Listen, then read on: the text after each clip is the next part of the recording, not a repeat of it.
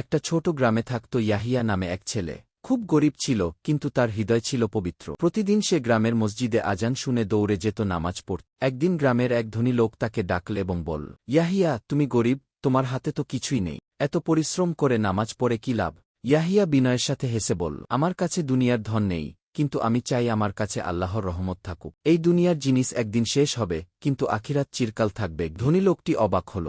ভাবল, এত ছোট ছেলে, অথচ তার ঈমান কত শক্ত। কিছুদিন পর সেই ধনী লোক অসুস্থ হয়ে পড়ল। ডাক্তার আর ওষুধেও তার আরোগ্য হল না। তখন সে ইয়াহিয়াকে মনে করল এবং আল্লাহর কাছে কান্না করে তওবা করল। ইয়াহিয়া প্রতিদিন তার জন্য দোয়া করল। আল্লাহর রহমতে ধনী লোকটি সুস্থ হয়ে গেল। এরপর থেকে সে সব গরিব মানুষকে সাহায্য করত, আর ইয়াহিয়ার সঙ্গে মসজিদে নামাজ পড়তে যেত। গ্রামের মানুষ বলত, দেখো, একটি ছোট ছেলের ঈমান কিভাবে একটি হৃদয়কে বদলে দিল।